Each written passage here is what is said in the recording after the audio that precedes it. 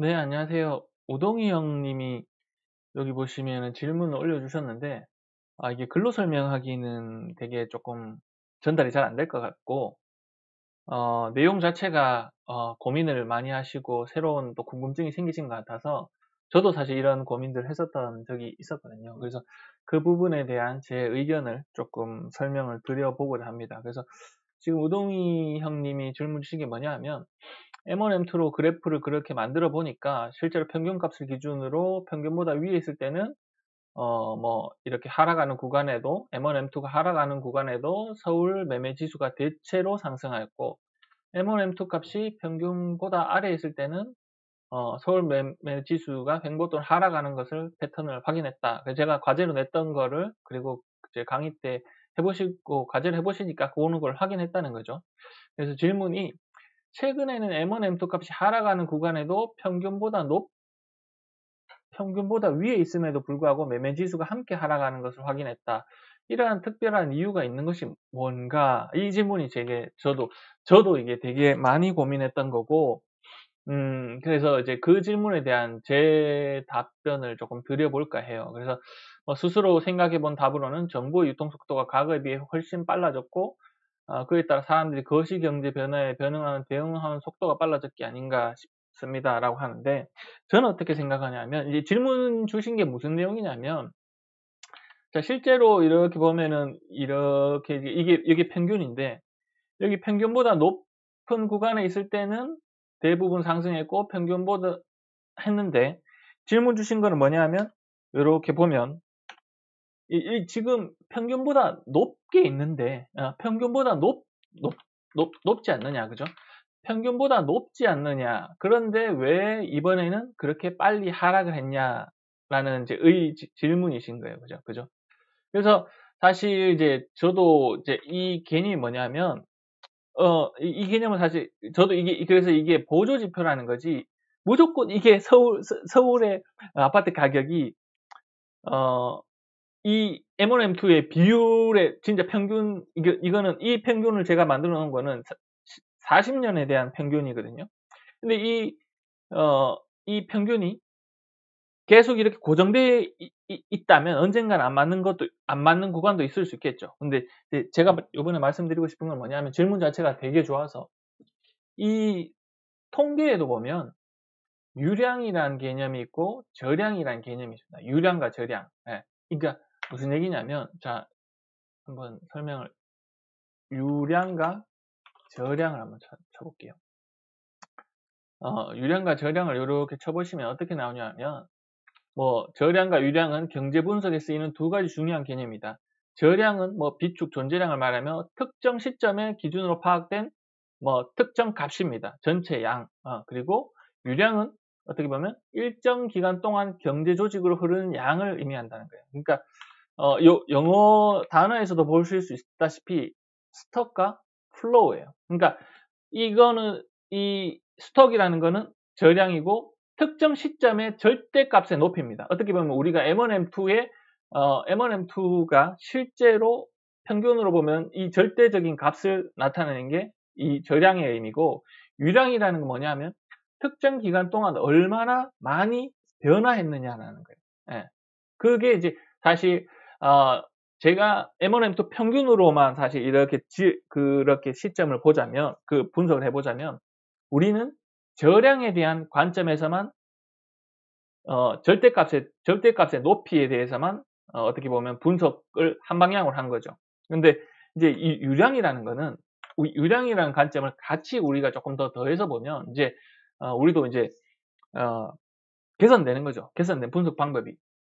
실제적으로 어떻게 보면 이렇게 평균값보다 높게 있긴 하지만, 이렇게 유량 관점에서 이 변화의 폭이 이렇게 빨리 내려오면 그 부분은, 그래서 제가 이제 예전에 유튜브에서 후랭이 TV 나가서 이야기했듯이 이렇게 높게 있지만 천천히 내려오는 것과 이렇게 높게 있더라도 이렇게 급격하게 빨리 내려와서 유량의 변화가 빨리 큰 거는, 그거는 충격이 훨씬 더 큰 거죠. 기울기 속도 측면에서도.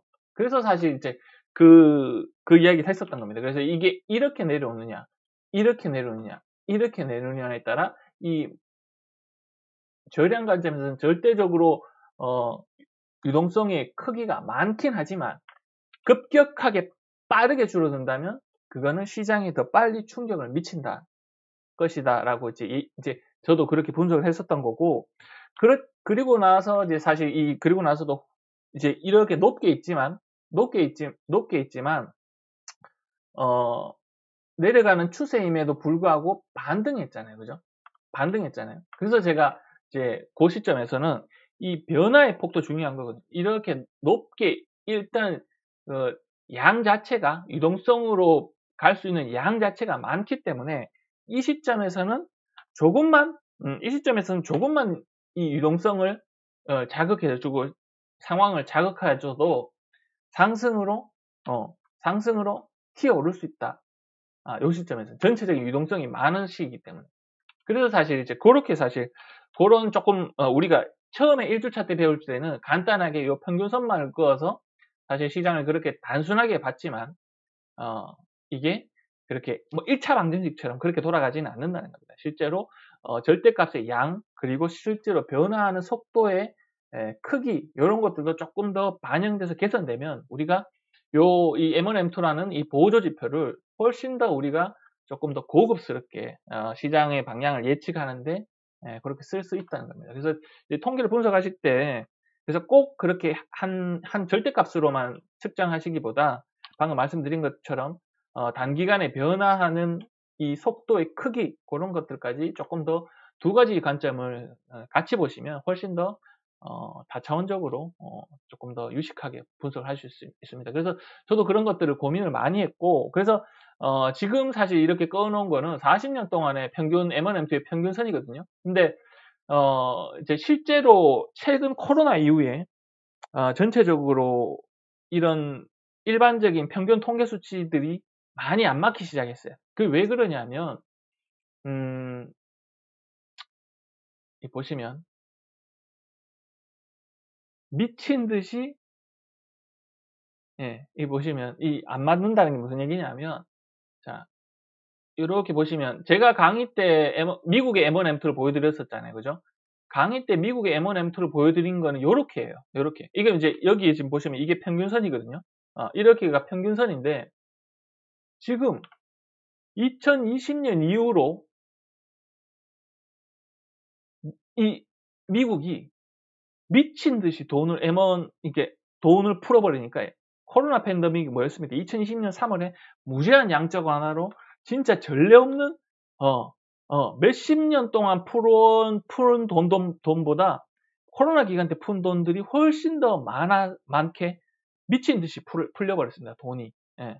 그렇게 되놓으니까 이 과거 예전 평균이 이게 의미가 없어질 정도로 이렇게 돼버린 거죠. 그래서 보면 코로나 이전으로 이렇게 평균 1986년부터 예를 들면 한 40년 평균을 이렇게 내보면 이 정도가 평균입니다. 0.25가 평균. 근데 코로나 이후에 미친 듯이 평균을 내버리니까 이게 전체적인 평균값으로는 아예 평균 자체의 레벨이 안 맞아버리는 상황이 나오는 거거든요. 그래서 지금 이 코로나 이후에 이 통화량에 의한 경제 평균선들이 이 M1, M2뿐만 아니라 다른 모든 경제 지표들도 기존의 분석들이 조금 안 맞는 현상들이 생겼어요. 왜냐?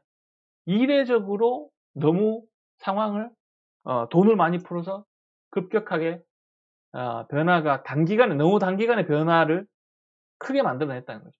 그렇기 때문에 돈도 단기간에 너무 많이 풀려서 자산의 가격도 단기간에 너무 많이 올랐었고, 그렇다 보니까 물가가 너무 많이 올랐고, 그걸 잡기 위해서 금리를 또 단기간에 너무 빨리 올렸고, 그래서 최근 그런 이제 실제로 과거의 상황과 현재 상황이, 현재 한 코로나 이후에 한 3, 4년 동안의 상황이 너무 빠르게 많이 바뀌었다는 거죠. 그래서 사실 이제 저도 사실 그런 것들을 보완을 하려고 여러 가지 방법들을 막 고민들을 많이 해봤어요. 그게 무슨 얘기냐면, 전체 평균 기간을 너무 길게 잡으니까 이 전체 뭐 예를 들면 40년 동안의 평균 기간을 너무 잡으니까 최근 몇 년 사이에 평균 변화를 어떻게 보면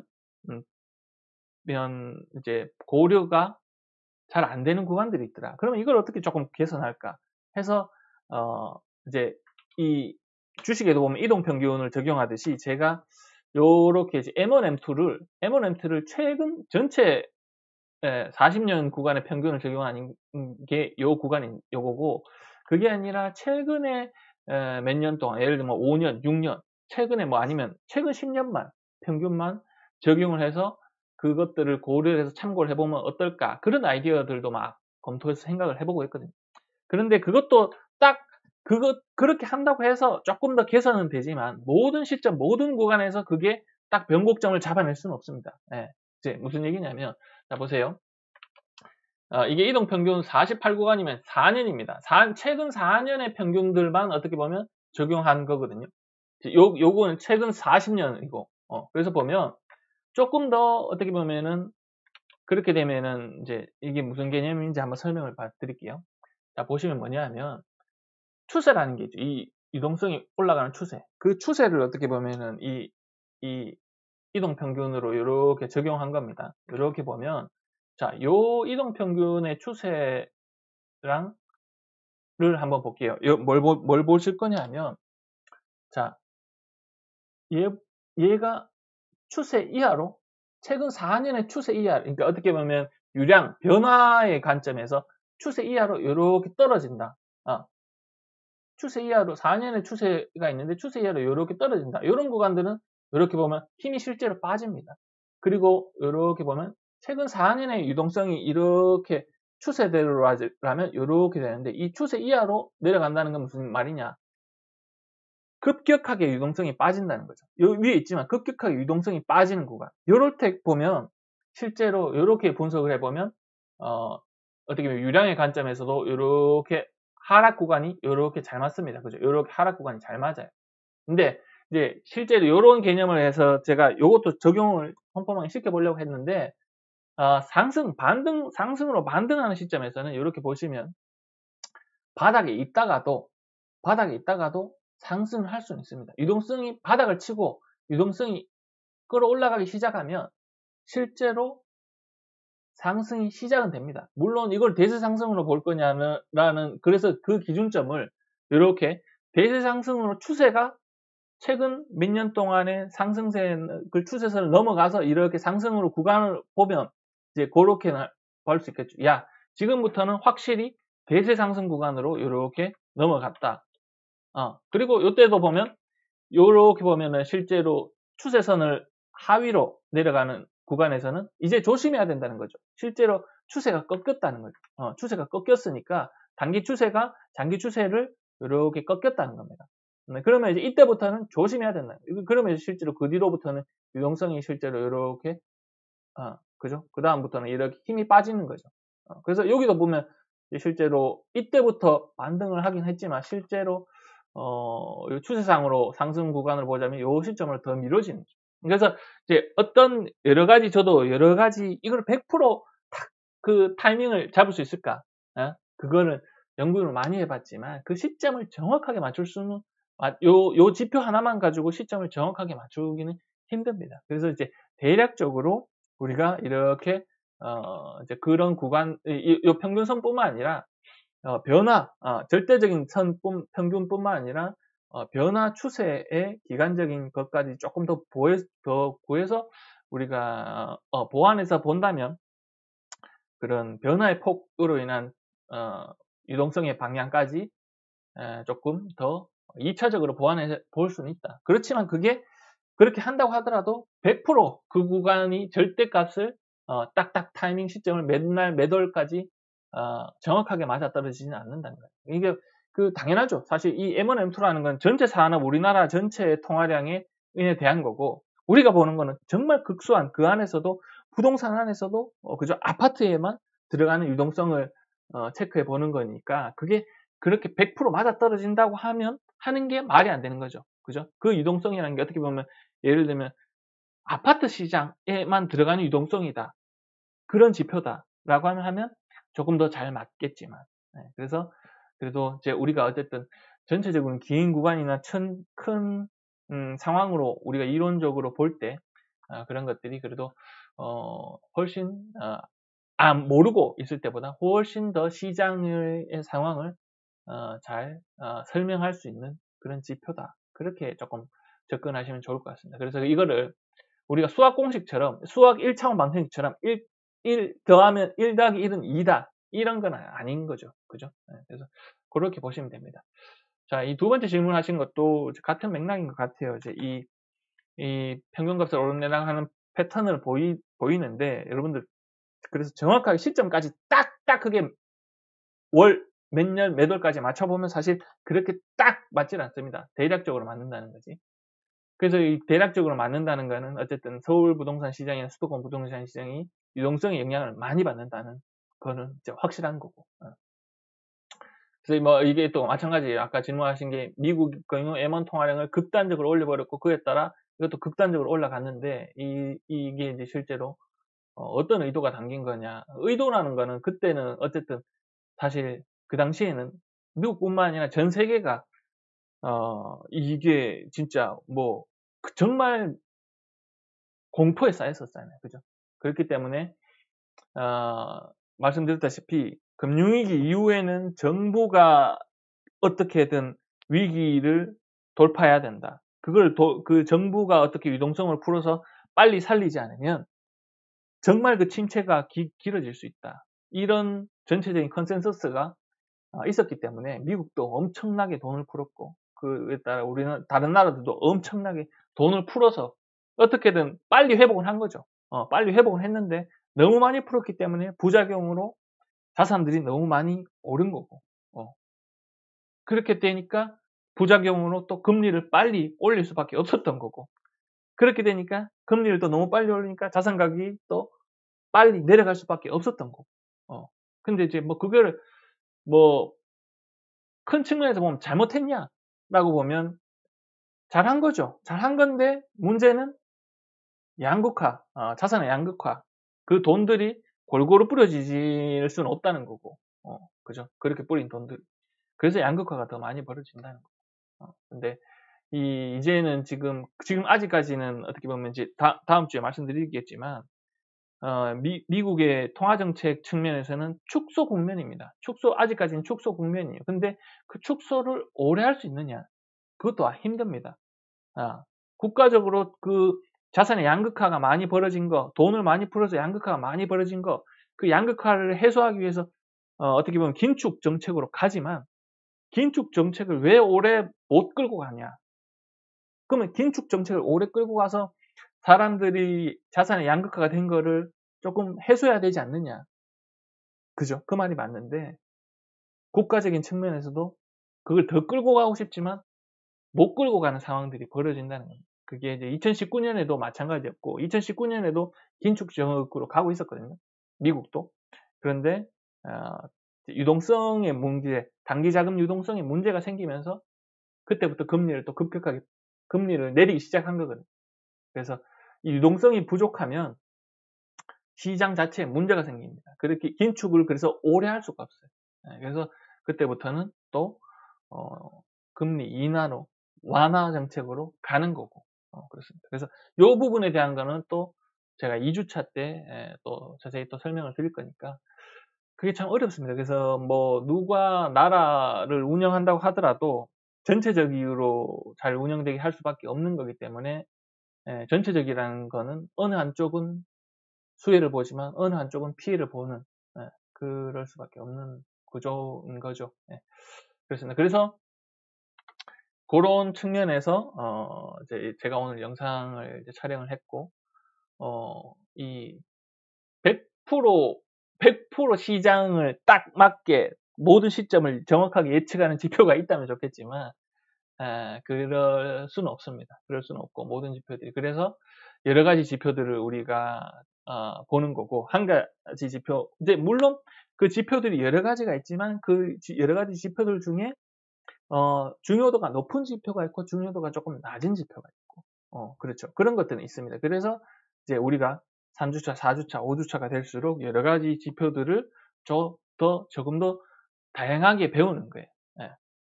이거 하나만 보면 되면 모든 시장을 해석할 수 있으면 이것만 보면 되겠죠. 그죠? 그런 게 아니기 때문에 우리가 여러 가지 지표들을 보면서 다양하게 조금 더 고차원적으로 객관적으로 이렇게 보는 거를 배우는 게 이번 과정입니다. 네. 네, 답변이 되었으면 좋겠습니다. 네, 감사합니다. 요거 한 가지 더 말씀드리면 좋을 것 같아서, 그래서 저 같은 경우에는 이 지금 M1, M2 여기 이 경제지표 페이지 보시면 M1, M2의 평균의 이 절대값을 아까 보시면 절대값도 보지만 이렇게 지금 두 가지 측면에서 봅니다. 이렇게 평균선을 그어놓고 이 절대값보다 얼마나 양이 많으냐, 그죠? 저량 이게 뭐 스톡 저량의 관점에서도 보고 실제로 이게 얼마나 빨리 변하고 있느냐의 관점을 두 가지를 보기 위해서 여기 보시면 이제 이 전월 대비, 전년 대비해서 얼마나 이게 줄어드느냐, 늘어나고 있느냐. 요거를, 이거는 이제 어떻게 보면 유량의 관점입니다. 유량, 변화의 관점. 그죠? 위에 거는 절대 값의 관점. 그리고 밑에는, 흐름의 관점. 기간 내의 변화의 관점에서, 그래서 전년 대비, 전월 대비 해서 이렇게 보면, 이 변화가 이렇게 변화를 훨씬 더 잘 볼 수 있습니다. 그래서 모든 통계가 그렇습니다. 그래서 이 절대값이 크기가 얼마나 높냐 낮냐, 가격도 마찬가지죠. 뭐 아파트 가격이 지금 얼마나 높냐 낮냐, 그리고 이게 얼마나 천천히 변하느냐 빨리 변하느냐, 그거 두 가지 관점에서 그렇게 조금 같이 보시면 훨씬 더 입체적으로 보실 수 있습니다. 그래서 이 전년 대비, 왜 어떨 때는 전년 대비로 보고 어떨 때는 전월 대비로 보냐, 이런 것들도 이제 궁금해지실 거예요. 그래서 그런 부분에 대한 내용도 아마 이것도 이제 이번 주 이제 1주차 뒷부분에 설명을 드릴 거거든요. 그래서 보면 간단하게 결론만 먼저 말씀드리면, 이렇게 변곡점일 때는 전월 대비가 훨씬 빠르게 지표를 변화를 빠르게 이렇게 표시하는 경향들이 있습니다. 그래서 저는 전년 대비, 전월 대비를 대부분 같이 봅니다. 그래서 그런 것도 또 이번 주에 세부적으로 또 설명을 한번 드리도록 하겠습니다. 네, 감사합니다.